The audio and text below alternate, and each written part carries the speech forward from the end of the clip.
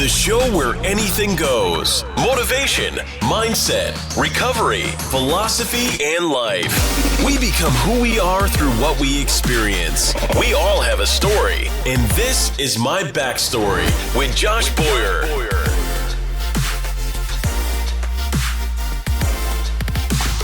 Boom, and we're recording on there too, so we're good. So I'm here, guys, with Dan Clancy. I love that name, dude. Just had a nice ring to it, man. Nice. It's funny, you know, when I was telling somebody, I was like, yeah, I'm going to go out to Marietta and do this podcast with a 03 OG. They go, what's his name? I was like, oh, fuck, I don't even know.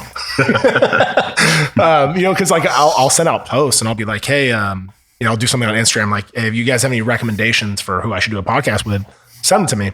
And I'll get all these recommendations, and yours was one of them. I don't remember who recommended it, and I was like, dude, I checked out your page. I was like, this guy's fucking sick, dude. Love it. So now I'm out here in Marietta, man. We're going to do a podcast. I want you to share your story. You know, we talked a little bit offline, but what your upbringing was like, getting in the Marine Corps, kind of what you're going through now, what you're doing now. Okay. What the future looks like for you, and you know, what your plans are, and we'll take it from there. I'll ask questions as we go, man. Okay. So take it away, brother. Well, like he said, Dan Clancy, people call me, my Instagram tag is 03OG. And I joined the Marine Corps in 2004. I was 0311. And then, what is that? 0311? Is that infantry rifleman. Yeah. Yep. And, went to, Paris Island for boot camp, and then went to Camp Geiger in Lejeune for School of Infantry. And then my first station was 2-2, 2nd Battalion, 2nd Marines, Golf Company. And we weren't in the fleet for a couple months before we did our first deployment to Iraq.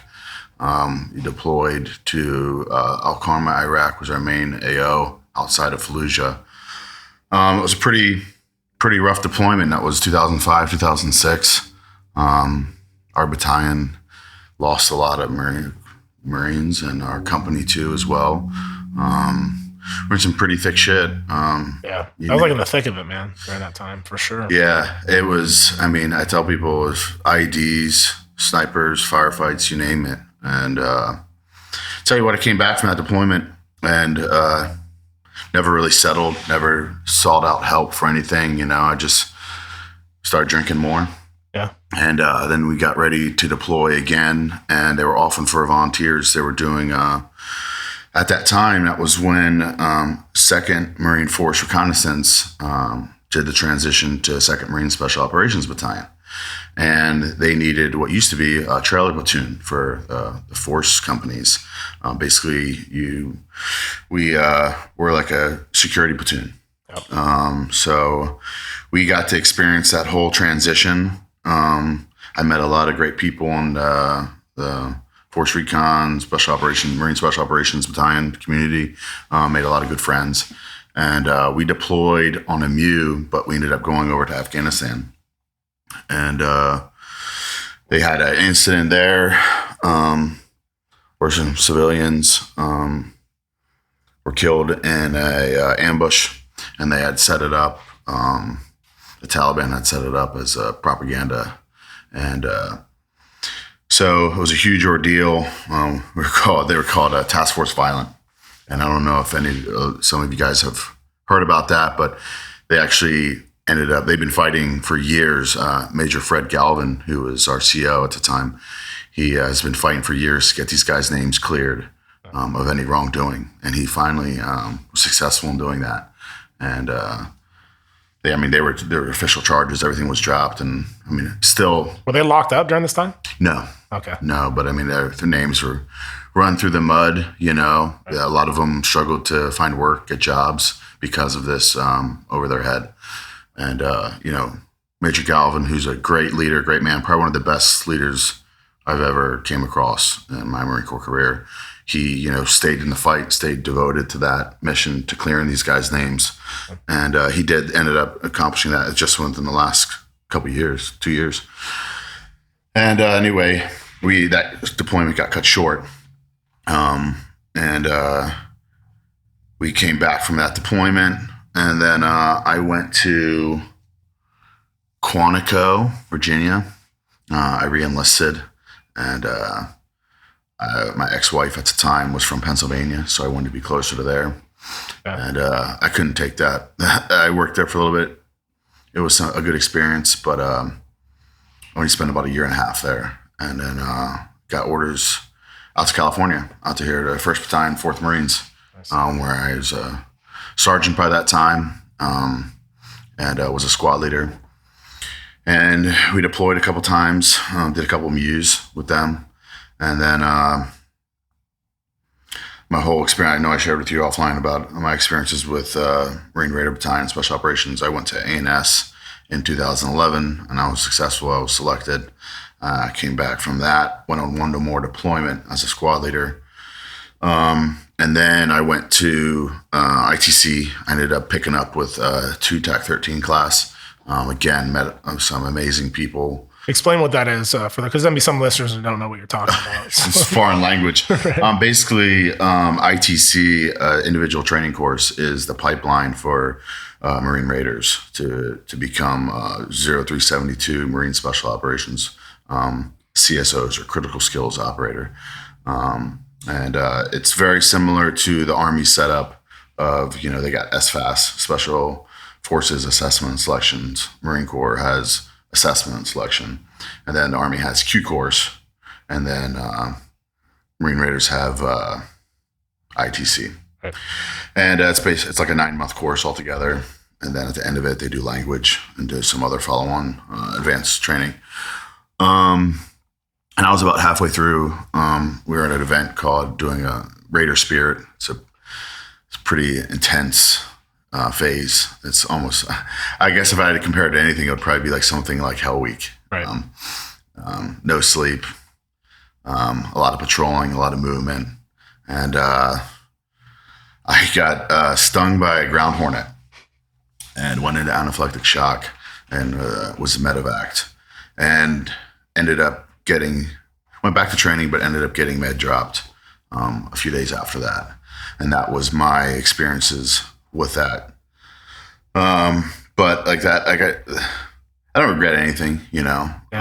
Obviously I wish I could have stuck it out and went to a battalion and been on a team and all that. That was always a dream of mine since I joined, was to spend my time in the infantry, learn all I could, and then go into special operations, At least you didn't quit, though. I think for me, like, that would be the icing, I guess, or the silver lining of it all, is that you didn't quit. Yeah. And then you got med dropped, for something that, we talked about earlier, like you got stung by a fucking hornet and you didn't know up until that point that you were even allergic. Yeah. So it's like, I guess it could be a blessing in disguise. It's like, dude, like you go down range and get stung, and then what happens? Yeah, you think about that. You're in fucking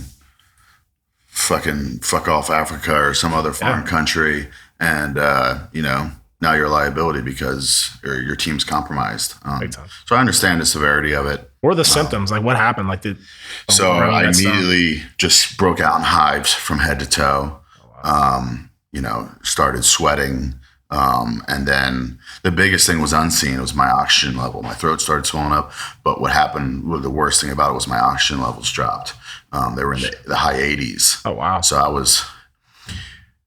I spoke with some other guys that were instructors and whatnot, and they still talk about this experience there because it was pretty intense. And ultimately, the medics and everything weren't really prepared for it. Did they have EpiPen or anything with them? They did. They hit me with 2 EpiPens. Yeah. They hit me with IV, like they gave me a steroid shot and a drill, you name it. They put me on a drip as soon as I hit the ambulance. They had an ambulance come out and medevac me. Casevac, I guess you could say technically, because it's a ground, but whatever. And took me to the hospital, and it was, they monitored me for a couple hours, and then they took me back out to training. Right. And I remember he threw me in a tent. We're like, hey, you can't go out yet. We're going to have to monitor you a little bit. And he gave me a box of MREs and a cot and a tent. And I ate 2 MREs. I ate a chili mac and something else and fucking passed out. At this point, I'd gone a couple days with no sleep. And then the next morning, they picked me up and took me back out to the team. and we went right back into training. But yeah, that was just a blessing in disguise. Some things you can't help. And that was beyond my control. And of course, I'll probably always have some type of, chip on my shoulder about it, just because, like I said, that was a dream of mine since I was a kid. And if you ask me right now if I could go do it again, given the opportunity, I would do it all over again, tomorrow. But it is what it is, You look back on stuff like that. I know, like for me, like we talked about, I got a medical discharge from the Air Force, and like looking back on it, they gave me the option, I could stay in. I was like, hey, if was I guess kind of my choice, like you can stay in or you can get out, take the med board and be done. And so I had the weekend to think about it, and I was like, all right, cool. Like, I think I'm gonna go home, And looking back on it, of course, I always had that like, that pit in my stomach of like, man, what if I would have stayed in? Because I had orders to Izmir, Turkey, so I was going to be working, with a concealed 9, khaki pants and a polo shirt. Basically living on the economy, on the water. Is supposed to be like beautiful duty. And it was a remote tour. So I was like, cool, I can go from there, do another remote, or just you get your follow on wherever you want to go after that, or you're within your first, I think your top 3 choices, you're guaranteed. Okay. But yeah, I always had a little bit of that too, like that chip on my shoulder of like, man, what if I would have stayed in? I could have done this, coulda, shoulda, woulda. Yeah. I saw guys that were making rank, after I got out, I was like, man, I would have been chief, by now, or I'd have been whatever. But man, sometimes you just gotta be like, hey man, what are you doing now? I can't look back and kind of think about it too much. But I can imagine though, from your shoes, like, fuck man, it's been a lifelong dream, and then it all gets ended by a fucking hornet. Like it's a bummer, dude, big time. I mean, and look at the silver lining too. I could have died. Yeah, totally. And I didn't, and I'm able to still share those experiences and help people. And I learned a lot about myself during that whole workup, just mentally, the mental fortitude and toughness I got from training myself, the hours I put in preparing, running, swimming, just crushing myself is something that I'll carry with me for the rest of my life, and some of those experiences and the friends that I made too, as well as, they'll be there forever. Would you have made it? Do you think if you had that not happened, do you think you would have made it all the way through? Absolutely. Yeah. That's awesome. Yeah. I had the hardest part for me at that point was the amphib portion. I was never great being a bigger, muscular guy. I wasn't great in the pool, but I remember at assessment and selection, it was kind of slap in the face, like, hey, and the instructor told me, you got to work. I passed, I made the qualifications, but you need to work on it. So the year and a half in between, or whatever amount of time, the 9 months in between assessment and selection and ITC, I just crushed myself. I would swim like a mile every single day, and then do underwater drills and just hazing myself in the pool daily. So that and then amphib course, you wake up every morning and fin a 2K and open in the ocean, and then it's a brutal time. Yeah. But I feel like the water gets everyone, dude. That's like always like, whether it be the Air Force pararescue and dock, or, SEALs or whatever. It's like, it seems like the water confidence always fucks everyone, dude. And like, if you're going to fail, it seems like that's going to be the part that you're going to fail on, It's true, man. The water, like I just said too, though, it's the ultimate equalizer. It will break you. Yeah. And so many people I've seen just tap out. You start swallowing a little bit of water. Oh yeah. And guys just freak out. And that was the biggest thing I built, was just my confidence in it all. And the water and I have never been friends, I guess. Well, because I drowned when I was a kid. Oh, no, I had no heart rate, wasn't breathing. Oh wow. I guess the inside of my mouth was all chewed up from lack of oxygen in my brain and shit. So I was seizing up. And I don't know how long I was in the water, obviously, but like my mom, I guess, found me, jumped in, pulled me out, and she had just been certified, I think, like the week before on CPR. So she started performing CPR, but I was dead, no heart rate, nothing, like that was it. Wow. And I think either she had just got me back, like breathing again before the paramedics got, or they got there and they, on the way to the hospital, got me back online. And growing up, I knew the story. I always questioned God and like if there was one, because I was like, dude, I don't remember like an out of body experience or anything. I mean, yeah, I was a kid, but I don't really remember anything significant. Yeah, see a bright light or I was like going to the light. I wasn't sitting on anybody's lap. I was, it's just like it was just dark, from what I can remember, and but ever since, dude, I had this really weird, like irrational fear about water, like even as a teen. I'd be like in the shower, if the shower was like, if the water in the shower was like hitting my face, it would kind of like wig me out a little bit, I was like, and I would be like, oh, well, no shit, Yeah. How old were you when that happened? I think it was 3. Wow. Yeah. So it was like, that was like the imprinting was there for sure. Absolutely. So I just recently, last February, I think it was, went out on a boat with a couple guys. They're like, hey, you want to go spearfishing? And everything inside of me was like, no, dude, like, no, you don't want to go spearfishing. Fuck no.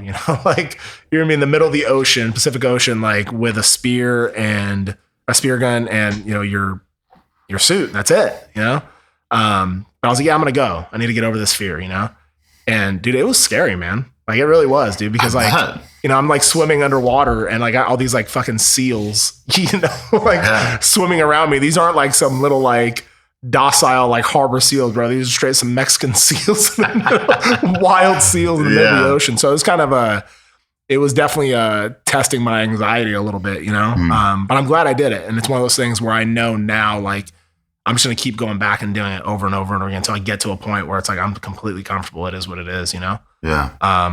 But yeah, I can imagine you being a bigger dude like you, like trying to get in the water and swim comfortably would probably be a little bit more challenging than maybe a dude that has a little bit more fat on their body. Yeah, some people are just, grew up born swimming. I've always, grown up in the water. I love the ocean. I love swimming. But, I thought I could swim decently, but it wasn't until I actually, learned proper technique and stroke and even learning how to run properly. Like I said, I was always a big guy. I never had a problem working out. I was always an athlete. I played sports my whole life.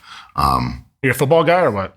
I was wrestling. Really? Mainly wrestling, yeah. You look like a wrestler, actually. Or a football player, but I can definitely see you wrestling for sure. And then, and then I picked up weight training probably when I was about 15.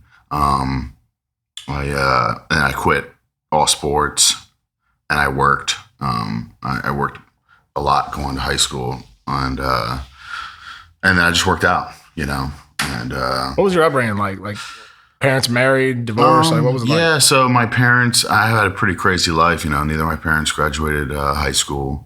My mom had my older brother at 19. My mom ran away at like 17 with my dad. They had a crazy life. My dad was hooked on drugs for a long time. He ended up going to like a Christian rehab. Yeah. And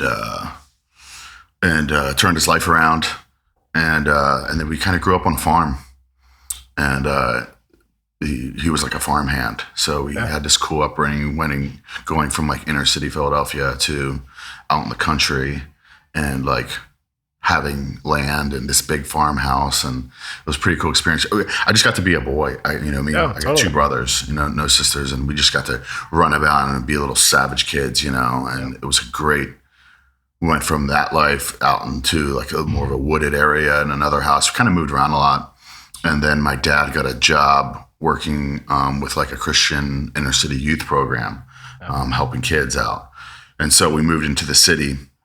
And then my parents, I'll never forget I was, I think it was 14 or 15. It was the day I graduated middle school, 8th grade. My parents split up. I came home to my dad kicking my mom out, my mom leaving. And my dad, unfortunately, relapsed and got back into drugs and alcohol really heavily. And, at first I thought it was cool because being a young kid and being rebellious at that point already and making some bad decisions myself and hanging around with not the right people, I thought it was cool. Dad was buying me alcohol and cigarettes and shit. And we were throwing huge parties and keggers and rages at this house. And little did I see my dad just getting worse and worse, going back into heavy drugs and heroin and you name it, anything he could get his hands on, crack. Me and my dad got into a pretty big fight one night and ended up moving in with my mom, going to a different school. And that was a big change for me, meeting new people, meeting new friends. And I hated it. I hated school. I wasn't in a good place with my dad. He was just kind of a bad spot in his life. And then, I couldn't wait to get done school. My senior year of high school, I ended up going to a vocational school for culinary arts. And I'd started working in a kitchen washing dishes when I was like 15. It was one of my first jobs. My first job was in the gym at the Y, cleaning it at 14, cleaning the weight room. And then got working in the kitchen, worked my way up and started cooking. And then my senior year, I went to this vocational school for high school students where you do like math and English. And then the other half of the day, you learn how to cook and get certified and all that shit. So I finished that my senior year and then worked at this country club as a chef that summer before I joined the Marine Corps. And, my dad was in and out of shit, in and out of rehabs at that point. And, I never, my mom held it together the whole entire time. My mom's a fucking amazing woman. I owe all my strength, I say, always to her. She built that, She didn't turn to anything else. She just worked her ass off. She did room service. She didn't have a high school education or anything like that. And, I always get pissed at people when they don't leave tips for waitresses or anything like that. Because my mom used to give me lunch money and fucking tip money, and shit like that. And so, it's a trip how we all have like very similar stories. When you look at guys in the military, I was talking to a buddy of mine that we were stationed together in England, and I didn't. I talked to him. Obviously, we were in the same career and whatever, but we didn't always run in the same circle. We were in the same squadron, but we were in different flights and whatever. But I went to this pig roast in Texas, and we were all together. Guys I was stationed with before, and we were all talking. And he was sharing like his family shit with me, and I was like, "Fuck, dude! Like, I never would have guessed that, man." And the more people that you talk to in the military, it seems like a lot of us have very similar stories. As far as like our upbringings, like what our parents were like, what we had to go through and endure, and stuff like that. And the military like seems to be like calls guys like us, and girls, that have like maybe a story past or whatever. And it seems like we're a bunch of misfits that just get along. Absolutely. Yeah. I agree. I agree 100%. Totally, man. And it's like you said before too, moving forward in my career and doing a couple more deployments. And I picked up staff sergeant and became a 0369, which is infantry unit leader. And then went on my last deployment 2 years ago to Afghanistan as almost like an advisor, pretty much. I was working on the Georgia deployment program. We basically went and lived in the country of Georgia with them, and for a couple months, and then came back, and then went and deployed to Afghanistan with them for 7 months as like advisors for them. And so I was a team leader for that, and had a group of guys, had a radio operator, had a driver. He was a radio operator, driver, had a gunner, and I had a captain.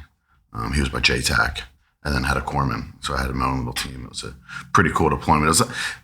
It's just what I kind of always wanted to, just that small team environment. We were all really super close. We spent a lot of fucking time together. We worked out together. We did everything together. And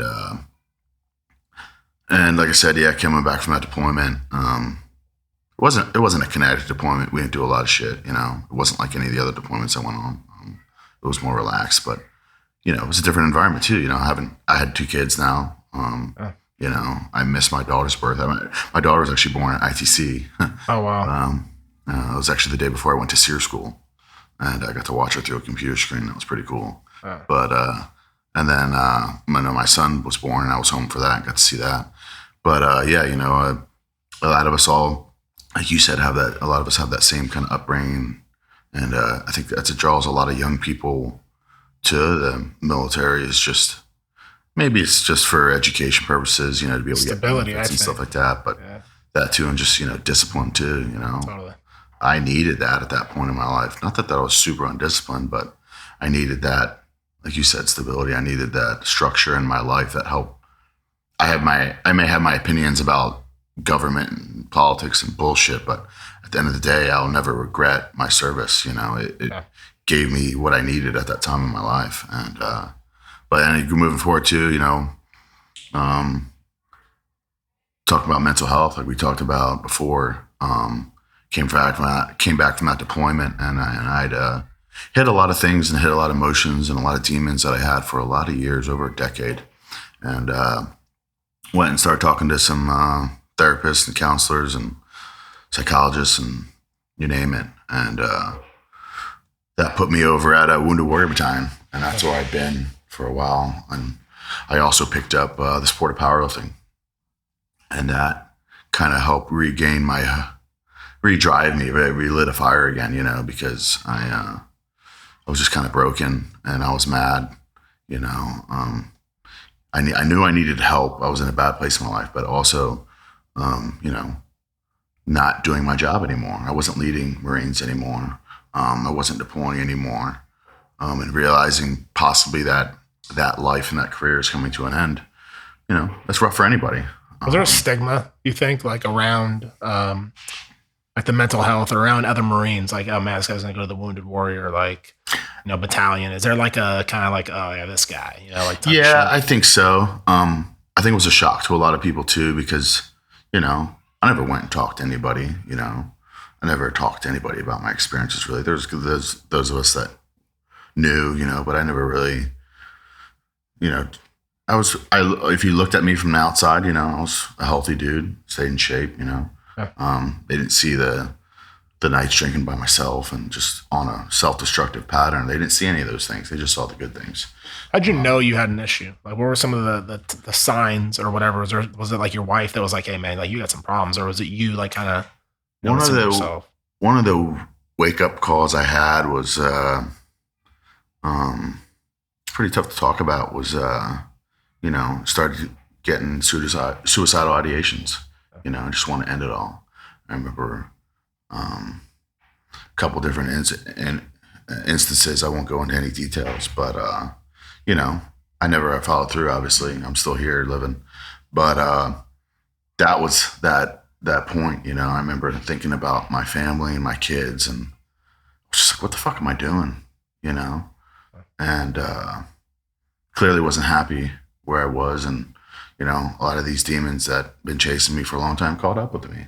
You know, and the anxiety, the depression, everything just came to a brutal head, and I was done. And I remember it was such a relief too, though, when I went and started talking about some of my experiences and some of the traumas that I went through. And like I try to share to people, you know, it's such a relief when you get that off your chest and off your shoulders. You get that burden off, because you get to share the most intimate and brutal experiences that you went through. Yeah. And there's very few people that know those, you know, and being able to let that weight off your shoulders, that's really relieving. Without judgment too, which is the cool part about it. You know what I mean? Like, you can go into a situation where it's like you talk to certain people.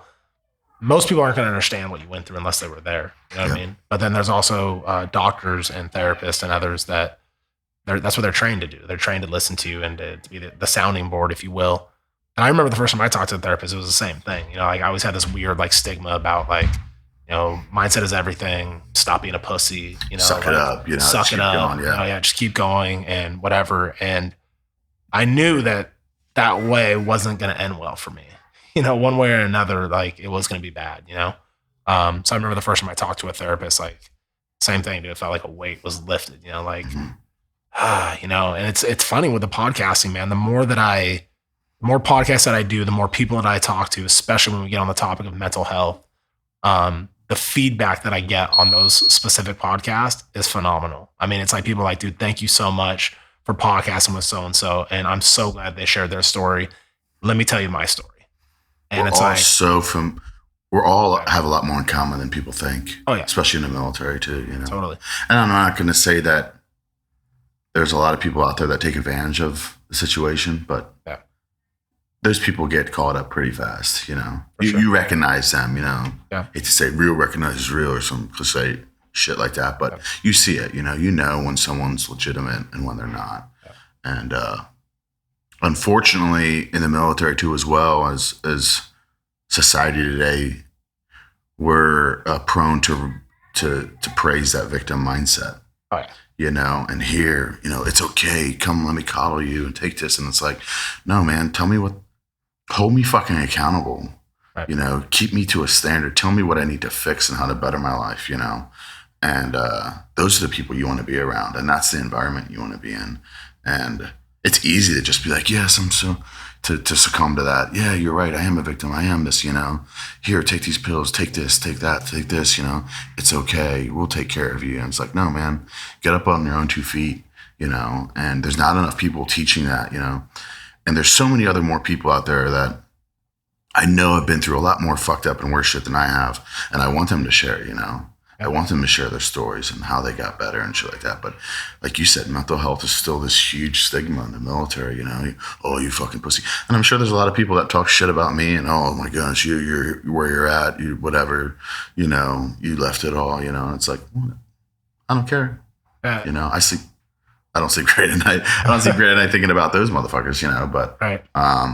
It is what it is, Yeah. And you got to do what's best for you and your family at the end of the day. I mean, that's all really what matters. I mean, I know for me, like getting out of the military, there was definitely something missing for me, after I got out, because the camaraderie and the togetherness and the purpose and the drive and all these things, like once that's all taken away, you get out and you're like, fuck, what am I going to do with myself? Yeah. You know what I mean? So I know for me, like I floundered for a while, because I had no clue what I was going to do when I got out. So I went to college and, I had the GI Bill and I'm like, taking some bullshit classes that I don't even need.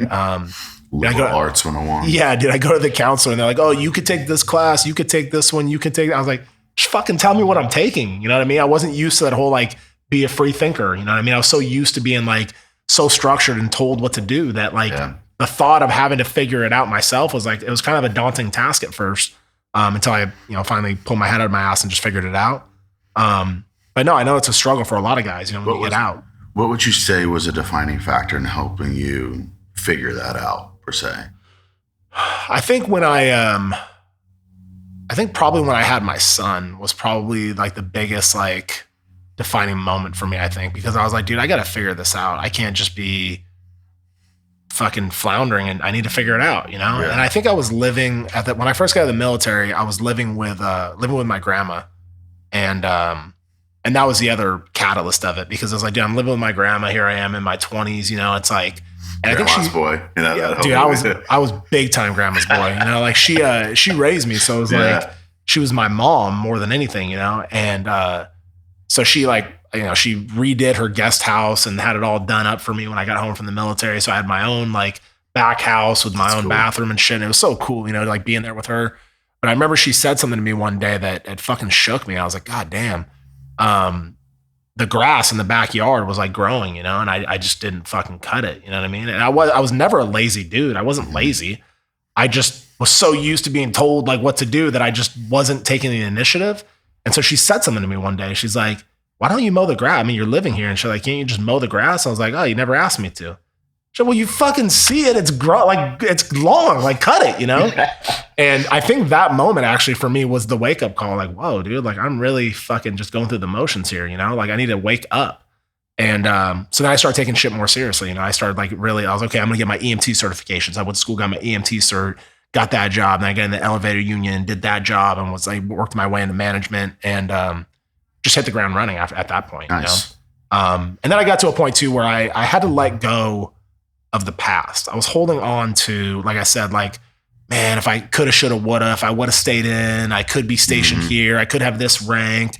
And I was living in that past. I couldn't let it go. Still going back to that military mindset. Fuck yeah, dude. And I felt I was grieving like the loss of the camaraderie that I had with my boys, because I felt like when I got home, there was none of that anymore. Like it was every man for themselves. And there wasn't like I had friends, sure, growing up, like I had friends and stuff like that, but like it didn't feel the same. It wasn't the same kind of like, if I had an issue with something, like dudes I was stationed would be like, where are we burying the body type shit? And then there was real talk. It wasn't like just, they weren't paying lip service. They were serious, Yeah.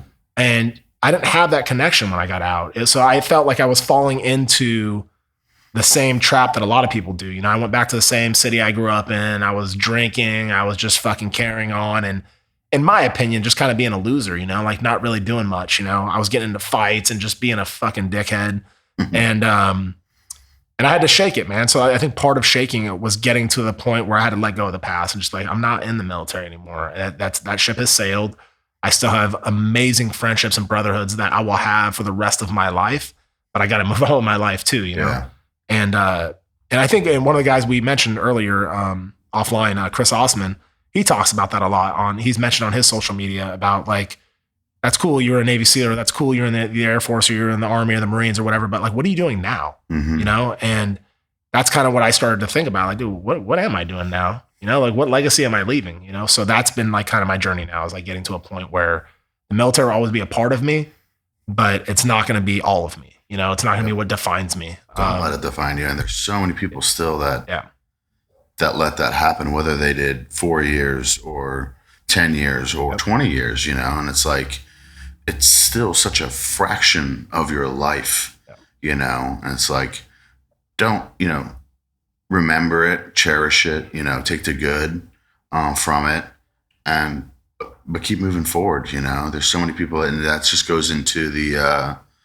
not anxiety, but that depressive state is looking back. Oh, totally. You know, that just leads and feeds into that depressive mindset of like, oh, I could have did this. And then, you know, I was talking to somebody else the other day about mental health too, and depression, and, you know, and almost like laziness, you know, and how that feeds it. Because if you keep your mind busy, you know, at some task, whether that's school and a job or whatever, but you keep moving, like, you know, you're doing all this stuff, you're podcasting, you're working, you're always moving. And that's probably such a relief on your mental stress, because you're not thinking about, you're not in your own head. Where these guys, you know, they get out of the Marine Corps, they don't have any structure.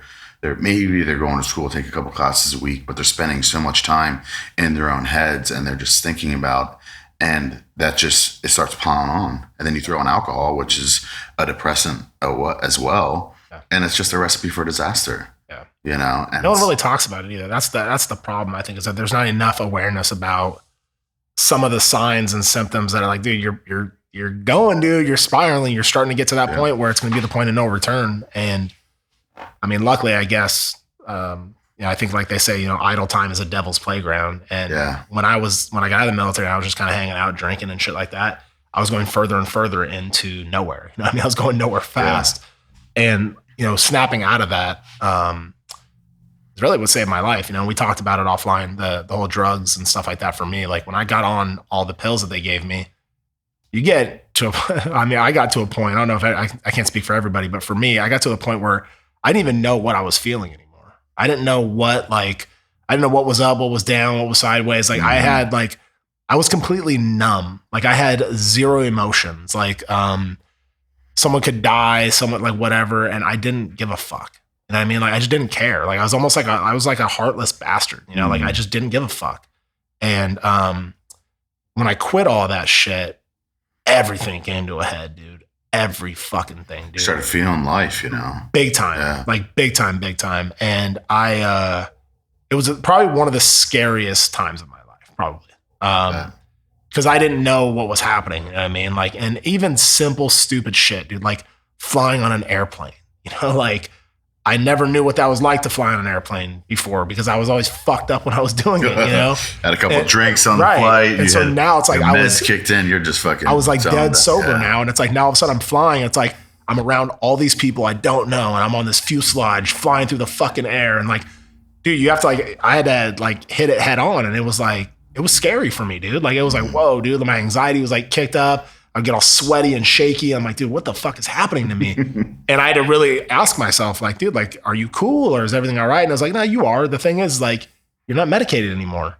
So the things that you never dealt with before, now you're starting to deal with. And a lot of that, like the agoraphobia, being in crowded rooms of people and this and that, like, yeah, it used to bother me, but then I would take all these drugs and I'd be like, I don't give a fuck. Right. You know, like, everything's cool. And so I think that's where a lot of people get, you know, especially with the military folks, is like, you get put on some medication and next thing you know, it's like you won't feel anymore. You know what I mean? There will be no feeling. I mean, I went through a divorce, and part of that was a catalyst, I think, partly for me to get off of my drugs, was because I had a buddy who was a tier 1 guy, Denver Group guy, and we grew up together. And he's like, man, you need to get rid of all this shit. Like, get rid of everything you're taking. And I was like, why? And he's like, you need to feel everything that you're going through right now. And I was like, what do you mean? He's like, if you don't feel what you're going through, you're going to do it again and again and again, and the cycle will never end. He's like, you need to feel every emotion, every hurt, everything, because once you do, you're never going to want to go back there. And 100% right, man. Totally right. And I agree too, because I came to the same conclusion with my experiences with medications. And that was, you know, after trying so many and then finding one that I thought worked, and it just left me in that fog where I didn't feel anything. And I remember talking to my mom about it, being like, you know, I don't want to feel like that. I want to feel the ups and downs. And I would rather, as hard as it is some days, I would rather feel those emotional roller coasters and ups and downs, because that's fucking real life, and that's accepting life for what it is. I'd rather feel that than like a numb shell. But on the opposite factor too, I'm not one of these, you know, anti-medications. Like, yeah, I have some disagreements with Big Pharma and all this shit, but I'm not this person that's like, oh no, you know, everything's meant out to get you, because that's a completely other opposite spectrum that will fuck people over too, is that idea that everyone's out to get them and everyone's going to harm them and the government's bad and all this shit, which that will suck you down a whole nother road. But it's like, no, if you need medication to get through that sticking point in your life, like, I am not one to tell you not to take that. You know, if that medication is going to keep you from taking your life or from hurting someone else, then by all means take it. Do what the doctor recommended.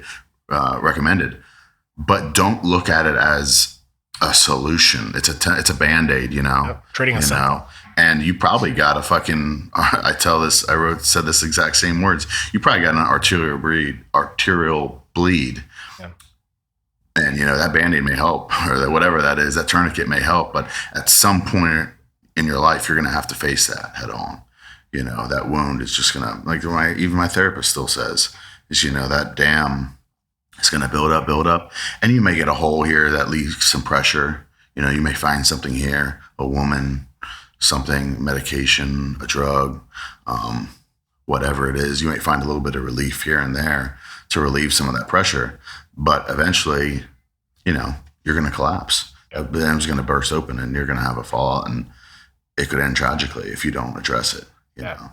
And everybody's different. That doesn't have to be some crazy war trauma, you know. That could be something from your childhood that you never admitted to. And like we talked about before, no one chooses, you know, when these traumas or when these mental health issues manifest, you know. I don't get to say, hey, bro, I'm going to wake up and I'm going to remember this thing that happened to me, you know, or, you know, we don't know. We don't know what that's like, but you just got to deal with it as it comes to you.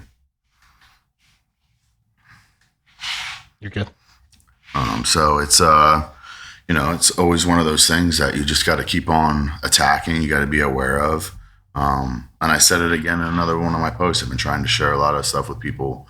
You know, it goes into just, you know, knowing yourself. And like you said, if you're a numb shell and you're taking medications, you don't know yourself. No. You don't feel anything. And, you know, that's not a long-term solution. That's, you know, so everybody's got to face that music one day or the other, you know. And I think just more people just need to open up and realize that there's a lot of things in the world that I think are just got this taboo and whatever, you know, people don't want to talk about or they're scared of or whatever. And on the contrary, there's a lot of people that probably fake shit or whatever, or they, you know, lie about their experiences, or they abusing the system to be lazy or whatever. But like I said, there's people come out and you'll recognize them, you know. My wife was telling me one day, we were laying in bed, and she has a degree in clinical psychology, and a degree in a master's in forensic psychology. And so yeah, pretty much I'm fucked. Yeah, you know? She can't get away with shit around her. No, no. My wife also she didn't finish her degree, but she went to school for psychology as well. So yeah, so we were laying in bed one night, and she told me, you know, my grandma had died, and part of the deal was when my grandma died, you know, like, that was my mom, dude. Like, she raised me, you know, that was my person. You know, there was nobody that I could literally, like, I could get a dick tattooed on my forehead, and my grandma would be like, she would be that lady that'd be like, man, I can't believe you tattooed a dick on your forehead. And, you know, but I like it. Okay, honey. You know what I mean? Like, she was just that lady, you know what I mean? That there was nothing, I could do nothing wrong. There was nothing that would ever like make her turn her back on me. You know what I mean? That's unconditional love. Definitely. 100%. And there was times where I wasn't lovable, dude. I deserved not to be loved, but she was the one that just always was there. She was always my sounding board. She was always the one that I could fall back on. And so when she died, she had a will and things like that. So I went into business mode. I was working full time, and I was like, I take care of this will and make sure all her shit's done right and whatever. But I wasn't grieving. You know what I mean? It was a huge loss, dude. Like huge loss. Like I'd be driving home from work and I go to call her. I'm like, fuck, and those are those moments where you're like, God damn it. And I remember we were laying in bed one night and my wife said, I feel bad for you. I was like, what? I kind of looked at her like, what are you talking about? And I genuinely like feel bad for you. I was like, why? She's like, because I know that you lost your person, like your number one person. And she's like, I know that you're like crumbling inside, but you're not letting it out. Like you're holding on to it. You're holding on tight. And I can feel it. I know it. And I fucking came unglued. You know what I mean? Jeez. I fucking lost it. And probably felt good afterwards though. 100%. And the thing is, and I think that's the biggest lesson for me that I learned in all that was that I need to surround myself with people like my wife, you know what I mean? That aren't just yes men and yes women that like kind of tell me what I want to hear and just allow me to, like you were saying, being accountable. It's like, fuck yes. Allow me to like, don't allow me just to be a dickhead and be a shell of a man. You know what I mean? Let me like, call me out if you see something, you know what I mean? And I should be man enough to face that and be like, you're 100% right. And she was spot on. And it did feel good. It was finally, I was like, dude, it's okay to grieve for my grandma. You know what I mean? Like, fuck, it's a huge loss for me, And I think that's where a lot of people they get stuck is that they're putting on like a mask, because they don't want anybody too close to them. You know what I mean? It's like, and for me, it was like always a defense mechanism, like survival mode. Like my childhood was kind of weird and there were some spotty moments. And so being like tough and mean and aggressive, like were my protection mechanisms. Mm-hmm. So that's what I would do with a lot of people is I would keep them at a distance, I'd never let anybody in too close other than my grandmother. Yeah. And so once that was gone, I was like, whoa, like it was like talking about getting the rug fucking pulled from underneath you. It's like, dude, now I don't have anybody to go to, And I can tell you, man, like it really shifted the relationship I have with my wife 100%.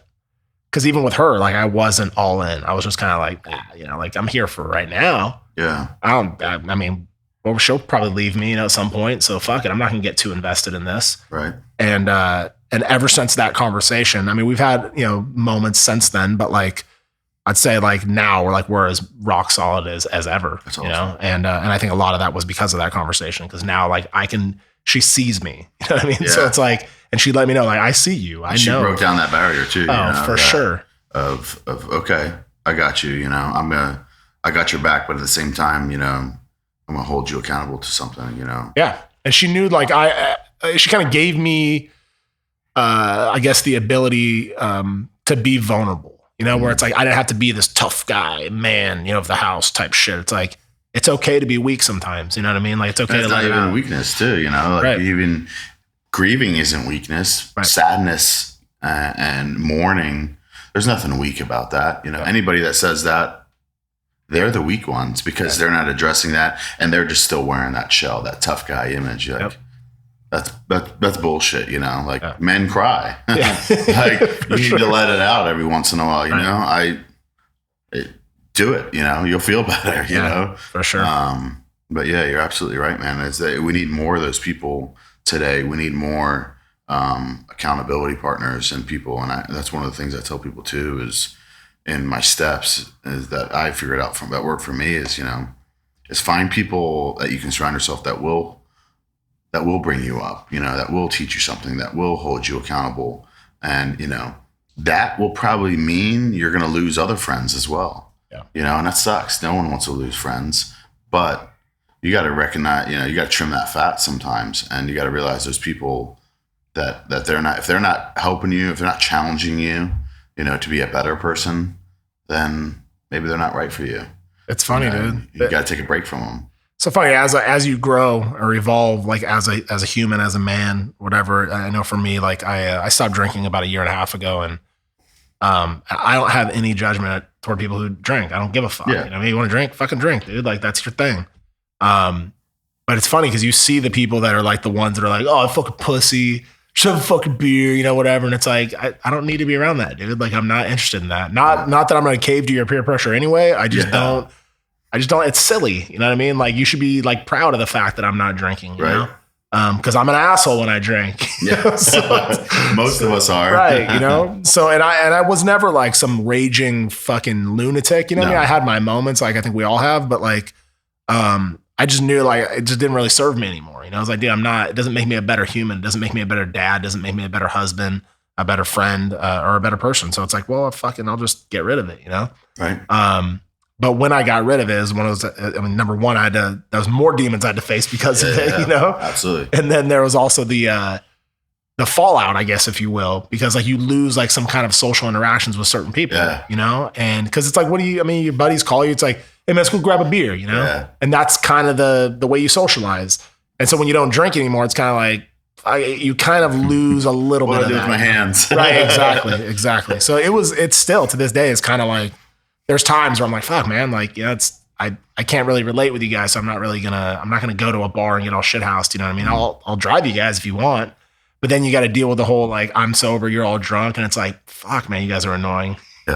I remember I got back from my deployment and, we spent a lot of times out patrolling vehicles and, doing security. And, so I naturally felt more comfortable in a vehicle. And so one of the things that I did was I got a job as running Lyft and Uber. Right. And so I was running Lyft and Uber. And I do it Friday, Saturday, and Sundays. I'd start at about 9:00. And then I would do it to about 2 or 3 in the morning. And, I just came across so many people, so many drunk people. And that kind of helped solidify, like, holy shit, like, look at these people just doing nothing, wasting time, wasting money, dude. It's just, there's so many things. It's just like, geez. And then actually, because I've been sober too now for, I think like December 19th, was the last time I had a drink. And I came back from this deployment, and when I started seeking help, I knew I couldn't be out getting drunk. So I kind of was able to have that discipline where I wasn't getting hammered. I was still drinking. Right. And I remember telling somebody like that I had made a decision that I'm not going to get drunk. And I shared that on social media, but I was still going to drink. And this young man who followed me was like, hey, why don't you just not drink at all? And I was like, and he kind of shared a little bit with me about his father and how better of a father his dad was when he quit drinking. Yep. And so that just like, that hit me like a ton of bricks, man. It was a powerful moment. And I couldn't get that thought out of my head. I was like, damn, I just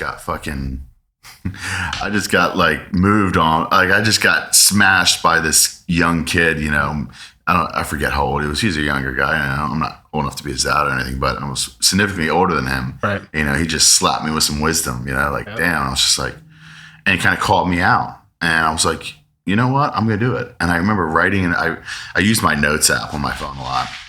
And I remember being like, you know what? Fuck it. I'm done. This is going to be the last day. And I wrote it in my I kind of used my notes as a journal. I wrote a lot of my thoughts and ideas in there. Yep. I haven't had one since. Do you miss it? I did, you know, I'm not going to lie. I tell people it's rough, you know, always being able to have that as your go-to when you're going through tough times. And the last 2 years has been really tough on my marriage. It's been tough on my life. Just a lot of different moving parts, a lot of ups and downs. And there's been a lot of times where, especially in the last, 6 months or so, where I remember I've even gone into liquor stores and like, fuck it, I'm going to buy a bottle. Right. And I walk in and I go like, fuck, my conscience would hit me, and I go buy an iced tea, you know? Yep. Or I've sat in the parking lot of the liquor guy.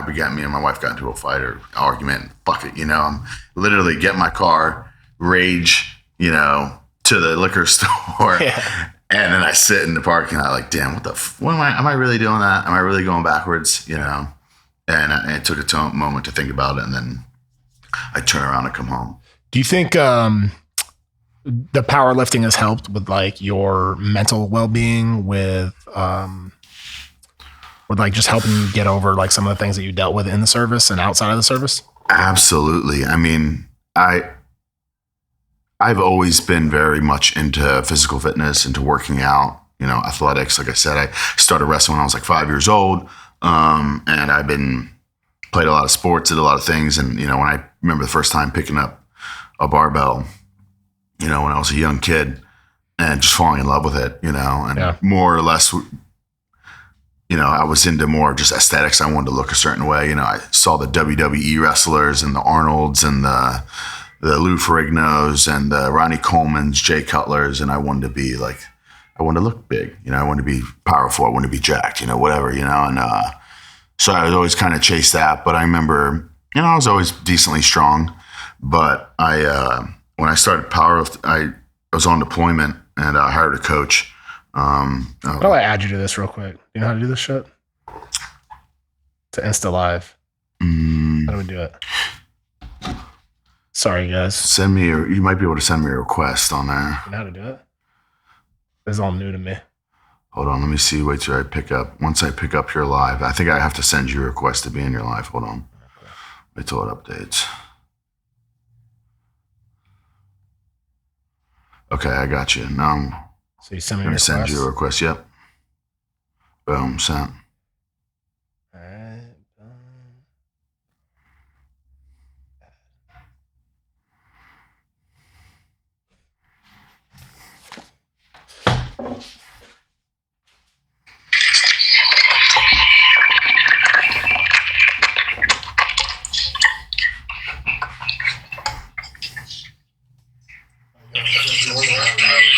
Yeah, we're here.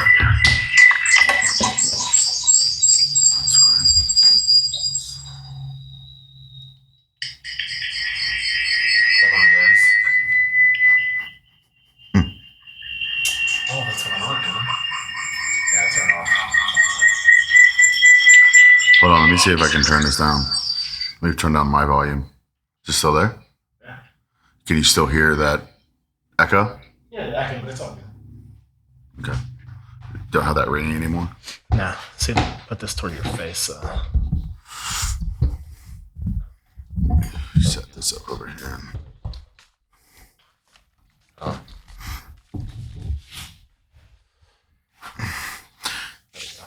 But yeah, we were talking about powerlifting. Yeah, powerlifting and how it helps. mental health. Yeah. So, like I said, I've always been big into working out and whatnot. And, I always thought of myself as pretty strong, but I really wanted to test my own mettle, and see where I stand against people. And I remember hiring my first coach. His name's Tony Cowden. You can check him out. He's a Tony Cowden, is he a Army guy? Right? Yeah. He runs Capable Inc. and great plug-in for, shooting information, for weightlifting, powerlifting. He has this thing called the 666 challenge. It's like you squat 600 pounds, deadlift 600 pounds in a meet, and then within 24 hours, run a sub 6 minute mile. And only a couple people have done it. He's done it himself, but he was the first coach I ever hired because I wanted to powerlift, but I wanted to maintain some type of functional fitness. I hate to use that word, but as a Marine, you got certain standards to upkeep and be able to run and whatnot. Right. And so he kind of helped. He had also trained for endurance. He ran, I think, what is it called? The Big Bear, something like a 200-mile race. Like, dude's just a fucking savage. And so he had helped me kind of put together training programs and helped me teach me how to balance that all. And then I started writing, came home from that deployment. He was helping me do my programming there, and then came home from the deployment. And a friend of mine, his name on here is Iron Monk 3000, I think is his tag. He's Lee Crisp III. He's a good friend of mine. He was my company gunnery sergeant when I was with 1-4 Alpha Company.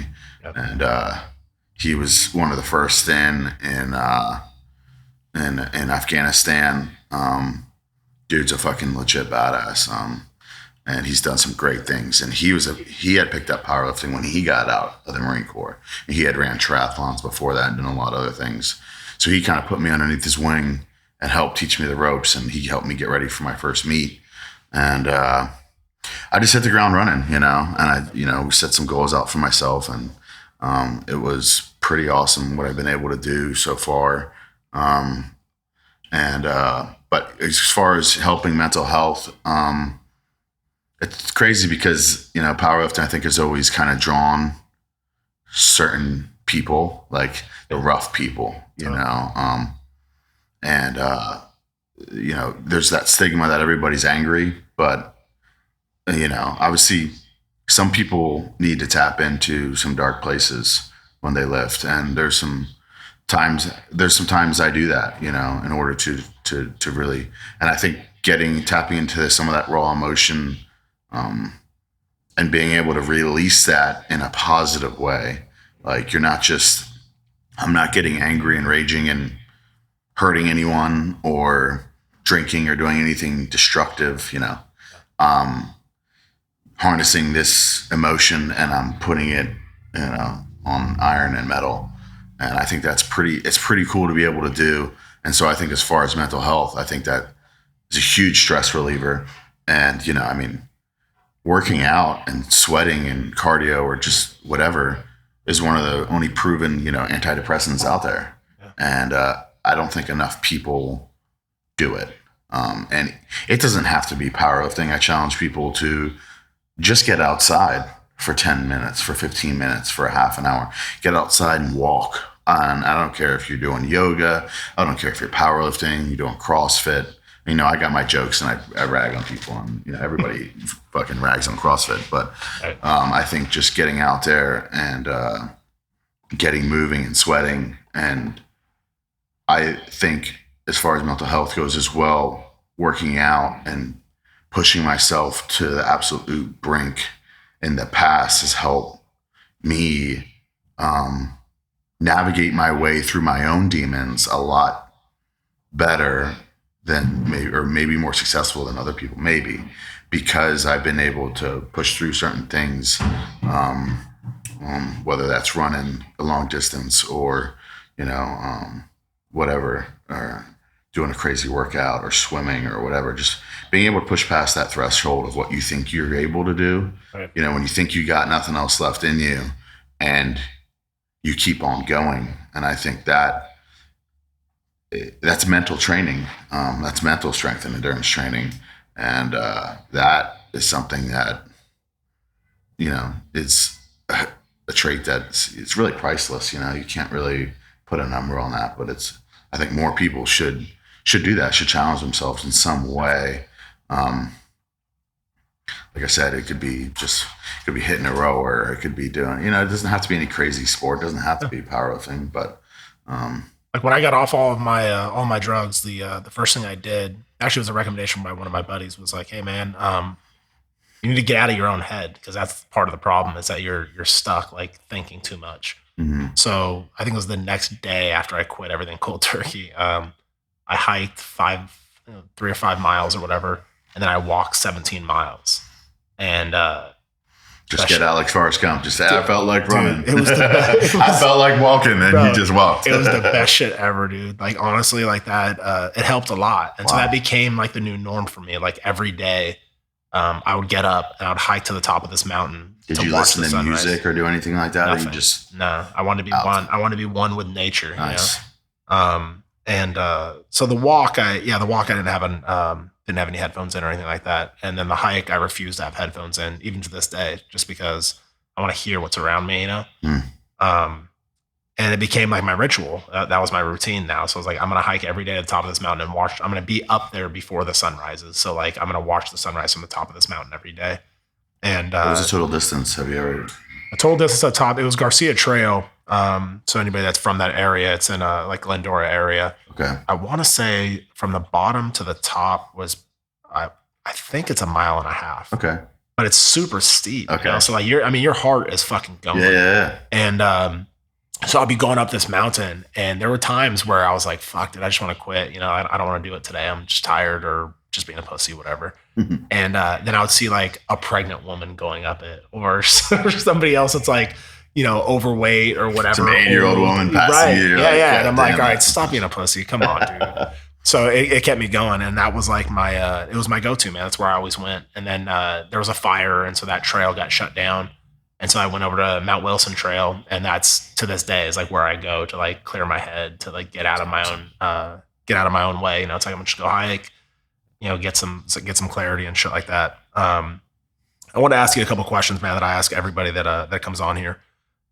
If you had one person or one book that like inspired you the most, I know you're a Marine, so you probably don't read much, but only if they're coloring books, and I usually barely get through the crayons, and then I'm fucking.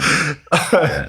No, if you in all seriousness, if you had one book, or person or both, that inspired you the most, like throughout your whole life, what would that book be, and who would that person be, and why?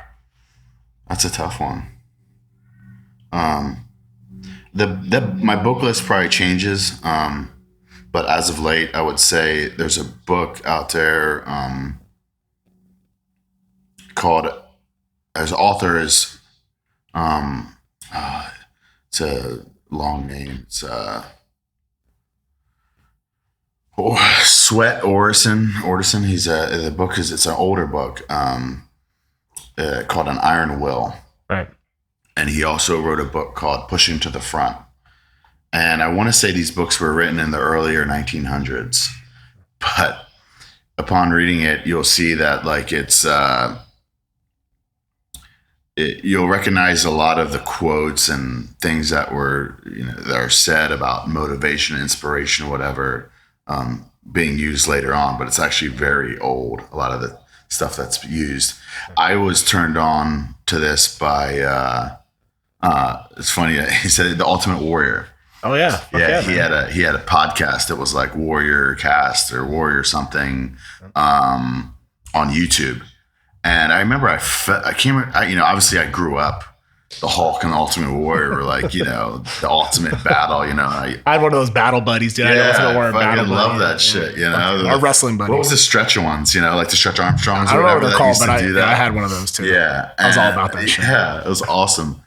And you know what? I think I first got into the Ultimate Warrior again. Like I said, I was into that as a kid, but it was a Winds of Plague song. And it was called like the Warrior Call or something like that. And it was like this intro to this metal. Winds of Plague is a metal band. And he does the voiceover, and it's just like this fucking chugging. And he's got that deep fucking warrior. Like that's just how he talks, Sure. And he's doing this intro, and it's just like motivating as shit. And so I remember just having that on repeat all the time. And found out he had this YouTube and shit where he was sharing inspirational things and like motivational, whatever you want to call it, and workouts. And I remember he spoke of this book, and I started reading it and studying it. And more importantly, I was trying to apply these things that this author was telling about, just about, mental toughness and about, staying busy and staying positive, and the power of a positive mind. And a lot of these things we hear today, and we're like, we think it's new, but it's like I said, you read this and it's like, this guy wrote this in the earlier 1900s, and these concepts aren't really new at all. Right. But so those two books would probably be my favorite go-to right now. I still, even though I've read them both twice already and I have the audio book, I still read it, dig through it, and try to pull through, almost like a reference, man. It's like a Bible. Yeah. And as far as people go, I think I got to go back to my mother. Yeah. My mother is an amazing woman, and she put up with all my shit growing up, and she always held it down. She could have easily, during the many times of my, my childhood and everything, just said fuck it too. Yeah. And turned back to other things, and she didn't. She kept on pushing ahead, and her strength and resilience is where that's where I get mine from, is from her, and seeing her continue to push through life, and she motivates the shit out of me. So yeah, that'd be, it's good shit, man. Right now. And if you had my head, if you had one lesson that you learned, throughout your whole life, that you wish you could share with either the younger you or a younger person that's coming up, that you could save them the heartache from having to experience the same shit. What would that lesson be that you want to share with them, and why?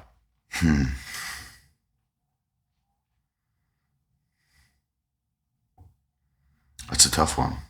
I learned a lot of hard lessons in my life. You we both. Yeah.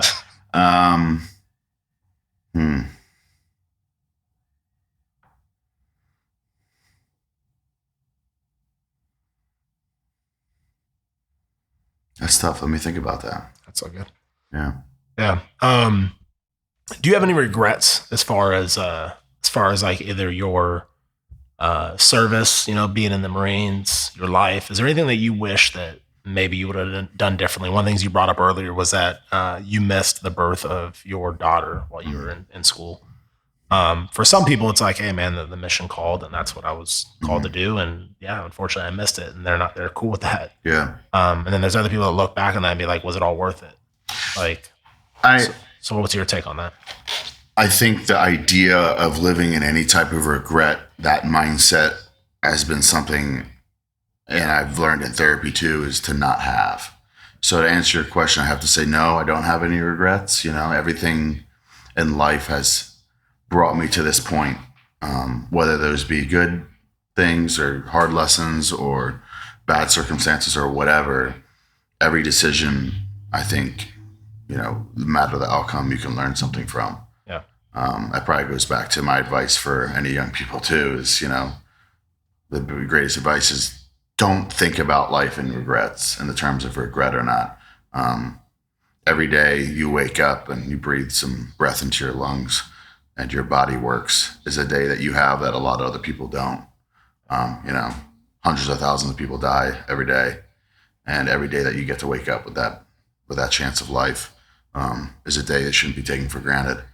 And I think as regret goes, you shouldn't let it be regret and guilt, use them, let that flow through and learn from it, but don't hold on to the guilt and regret. Don't, because that will crush you too, and it did it to me for a long time, thinking about a lot of different decisions or things I could have done or should have done. Maybe I could have saved that guy, or maybe I could have taken that guy's place, or maybe I could have done this differently, or maybe I could have seen that.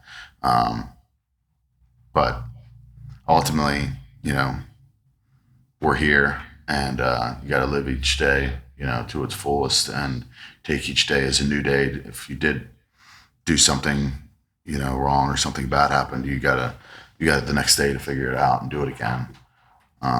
So would you dissuade your son from going in the military, knowing what you know? That's a tough one, because my dad, kind of raised me, my dad was in the Navy. My grandfather was in, both my grandparents, both my grandfathers were in the Navy in World War II. My dad was in the Navy for a couple of years and got out. So I don't think I'd dissuade him from it. Ultimately, when he turns 18, and he's an adult, he'll be able to make that decision for himself. Right. And I say, if he would, 16-year-old son or 17-year-old son or whatever, 18-year-old son said, hey, Dad, I want to join the military. I want to do this. I think I would try to help him on that journey and help him be the best that he could be. Just like anything else. If he wants to be, a freaking, professional chess player, I'm going to do everything in my power to help him be the best chess player there is, or if he wants to be in the military, I'm going to try to help him find a career path that suits him and that he really wants. And it doesn't have to be in infantry or special operations or anything crazy. It could be just a trade. It could be a cook. I don't care what he does, whatever he wants to do, whatever he's passionate about. I'm going to try to build that up and just be there for him and love him no matter what. Like I said, if that's what he wants to do, then I'll try my best to support him. Yeah, it's a tough call, I think, for a lot of dads, especially dads that have served. It's like, because I have 4 boys, and I think, and people have asked me that, like, oh, would you want your boys to go in the military? And I'm like, no, absolutely not. That's usually my answer is like, no, I don't. Yeah. And obviously, it's no hate to the military like that. It's just that there's so much more that they could do to be a productive member of society. You know what I mean? To like try and like build their own legacy, to like be free thinkers and to start a company and to do things their way and stuff like that. But with that being said, I mean, I have to admit that the military, I think, does offer the direction that a lot of kids could use. So my kids are like anything like I was, right? Maybe the military will be a good, will be a good place for them to go. Now I really appreciate you coming on the podcast, man, and being candid and like sharing your story. And thank you for having me, man. Some of the things that you went through and experienced, and I think that's really going to resonate with a lot of other, not just Marines, but just people in general that are maybe struggling with some of the same stuff that you did. And get them out of their own head. You know what I mean? And that's my ultimate goal, with social media and everything that I'm doing and, all the things I want to do in the future, whether that be clothing designs or powerlifting or coaching or whatever Instagram is, I want to use it as a reference, a tool. Right. This doesn't define who I am either. There's so much more to life than social media. But if I can help and share one thing about my life that'll maybe save a life or help someone or anything like that, then to me, it's a success, And what's a legacy you want to leave? I just want to be. Like if you were going to die tomorrow, if you knew for sure you're going to be dead tomorrow, how would you want to be remembered? Most importantly, a good husband and father, and a good brother, and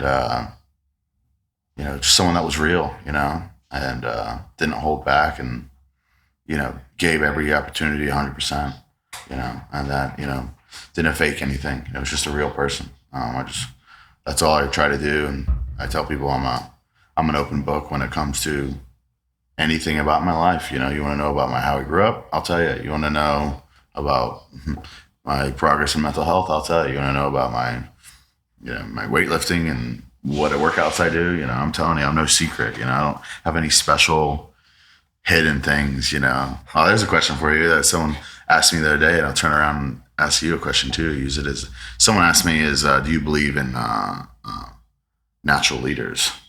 You think people are born leaders? And my opinion was no.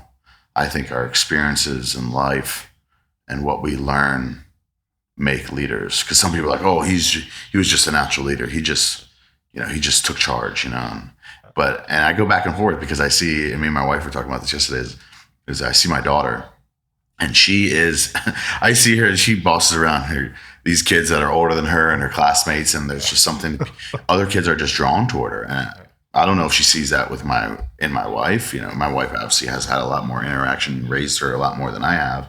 I don't know if she sees that in her, and that's something she's learned, and she does, and so I don't know. I go back and forth. I don't know if it's something. That's a great question, man. I can look back and I think you're right that our experiences definitely shape who we're going to end up becoming,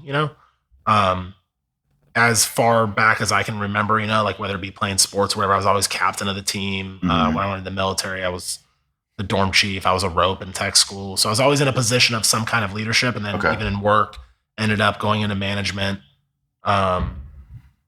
And so I always thought, I guess, you're always told, oh, he's a natural born leader, but what the fuck does that even mean? Yeah, what does that mean? Yeah. I don't know what it means. What shapes that, I think there are some personality traits. And I think part of it, like for me, I can speak for myself. Like I think that I was never a guy that wanted to just be told what to do. Like I don't want to be told blindly just what to do. Like I want a reason. I want the reason behind it. Tell me why. I want to tell me why. I'm going to answer I'm not just going to blindly follow somebody. I've never been a follower that way. However, there are people in this world that, look at people who are following cults and shit like that. It's like, they're in their wiring. Look at the Kardashians. That's a perfect example. right. It's like millions and millions and millions of followers. Like people's lives are based on watching this quote unquote reality, air quotes, reality show. And it's like, what is that? Like you're watching someone else's life. How about live your own? Like, I don't know. I can't say this. Like when I was a little bit younger, the Jersey Shore definitely was one of my guilty pleasures, But it was more of that's everybody's guilty pleasure, man. That shit was fucking hilarious. Especially growing up on the East Coast, me too, man. Like that shit was it's pretty funny. I watched it more for like entertainment value, more than it wasn't like basing my life on it. But it made me laugh, you know what I mean? And it was one of those things that, I definitely watched it. But I think there is an issue though in society where so many people are looking for other people to follow instead of being their own true leaders of themselves, and being a leader of themselves. You know what I mean? And so I don't know, man. It's a fucking great question. I'm gonna be thinking about that all day. Like, are you a natural born leader, or is that something that life like molds you into being? Have you read that book, The Outliers? By Malcolm Caldwell? I think so. Yeah. I think I have it. I know my wife has read it, so it may be on the bookshelf.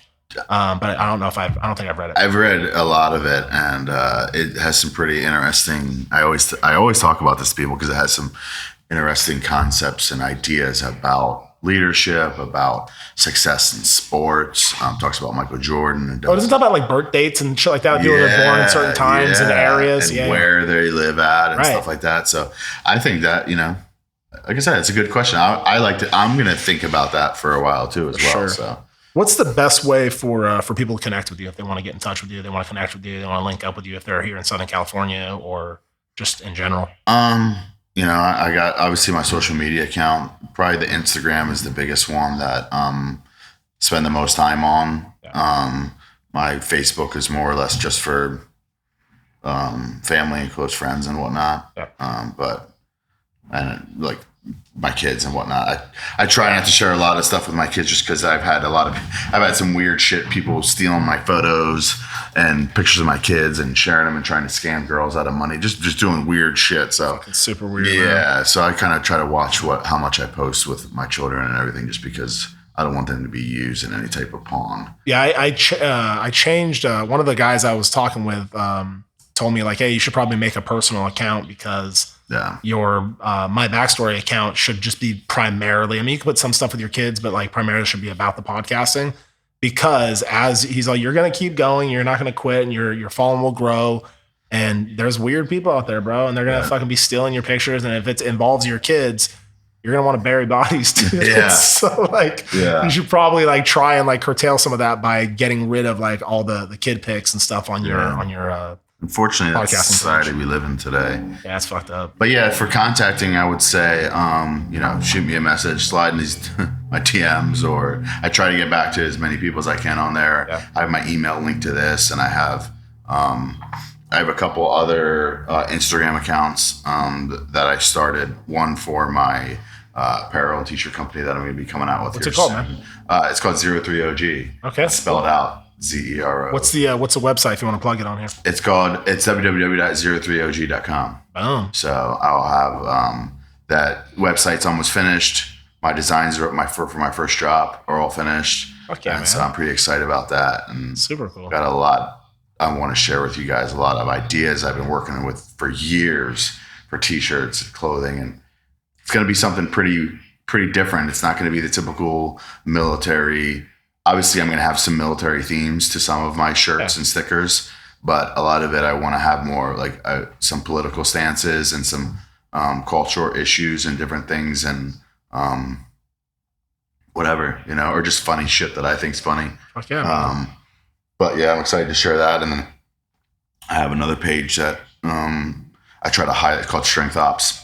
Okay. And my idea behind that is to share, guys that are active duty that performing feats of strength, men and women, whether that's CrossFit or powerlifting or Olympic lifting or extreme sports, whatever, you're out there competing, doing something, send me your videos and I'll post it up there. And in fact, my idea at the end of the day too is I want to gather something, start something where I can help guys deployed and send guys care packages. I did a fundraiser where I took donation supplements, and it was a big hit. I ended up sending about, it was like 400 pounds of supplements over to a group of guys that were in Afghanistan. That's awesome. And so it kind of sucked because myself and a few other people took the brunt of the payment for that,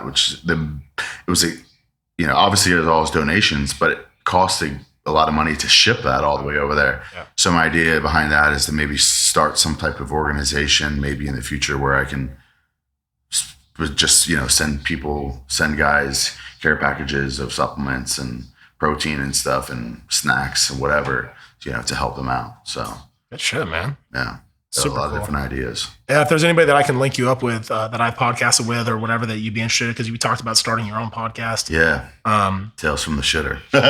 Dude, that's fucking hilarious, dude. I seriously hope you do it. I appreciate your help with get with the equipment and everything like that. Yeah, it's not like you're trying to hide. So like you have no like, oh, there's a competition here. Like, no, there's so many people out there sharing so many different experiences, and obviously what you're doing is very different than what everybody else is doing, and I respect that, and I love that idea, and I love that you're coming out here just sharing different experiences with people, your own experiences, and getting experiences from everybody else. It's a good thing, and I love what you're doing. So I appreciate it, man. Yeah, if there's anything I can ever do to help you out along the way when you start on that journey, man, like I said, everything about this podcasting game is all about cross-pollination. So it's like, I'd love to be on your podcast, and then it's like, all right, cool. And now I'm on your podcast. You've been on mine.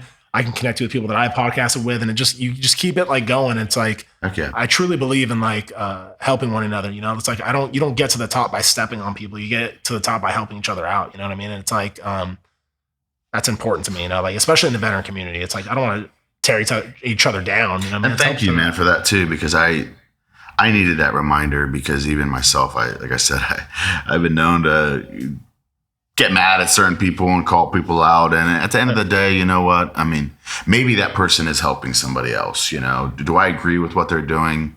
Some of the stuff they're doing? No. But it's like, yeah, really? Do I have to be an asshole? Do I have to say something? Probably not, So thanks for, keeping me in check too, because that's something I want to probably change. And you know what? If I don't agree with it, maybe I should just shut my fucking mouth. Whatever. I know it's hard. It's hard for me because I got a big mouth, but It's all good, bro. No worries, man. But hey, thanks again, dude, for being willing to come on the show, man. I appreciate you, and I look forward to hearing your podcast.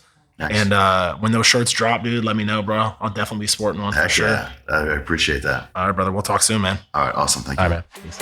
Later. Thank you for listening to My Backstory. Stay motivated and stay connected off the show. Follow at my_backstory_ to be a part of the journey to recovery and to see where your story goes. Or visit us online at hereismybackstory.com.